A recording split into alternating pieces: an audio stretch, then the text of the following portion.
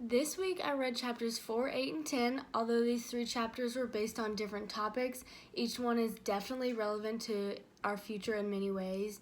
Today I'm going to introduce each chapter briefly, however, I'm going to focus on the one I found most interesting and effective for my life.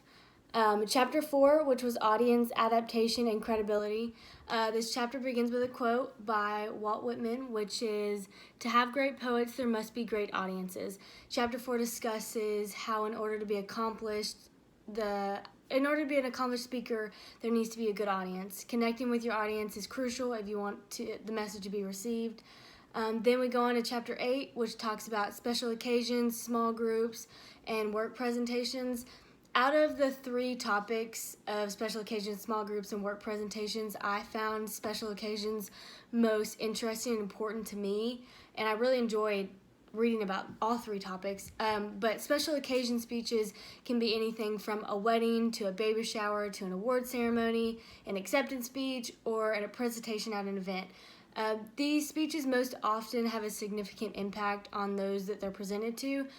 For example, speaking at a wedding. I never thought of speaking at a wedding as public speaking. Obviously, it is public speaking, but I never thought about a wedding speech in relation to this course and what I can take from this course for certain things like that in the future. I personally liked reading this section because it discusses some of the major life speeches that I'll someday have to make. Then we move on to chapter 10, which is about visual aids and presentations. Chapter 10 was most interesting to me. It discussed the types of visual aids, selecting a visual aid, the guidelines for visual aids, how to effectively display a visual aid, and integrating visual aids into working presentations. Out of those 5 topics, I found the section about selecting a visual aid and incorporating them into your speeches the most informative. Visual aids can be really easy to find. It can literally be anything that has to do with it. However, I've always had a difficult time incorporating visual aids into my speeches and presenting them effectively. I believe the point of a visual aid is to help support something in your presentation or highlight something that you want your audience to acknowledge over everything else.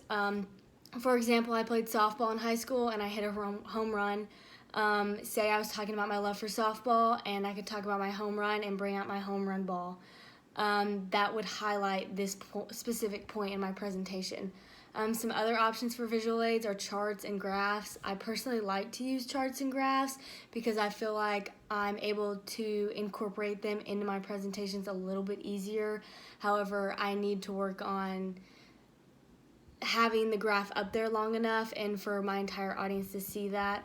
Sometimes I just have it on my computer and I'm not able to display it as long, and then the audience can't see it sometimes. I like to use statistical information to help credit my information if possible. Some things that you talk about, like personal issues, you can't use graphs and statistics unless you make them yourself. There are lots of options for visual aids. However, you want to be able to present them effectively no matter what kind of visual aid it is.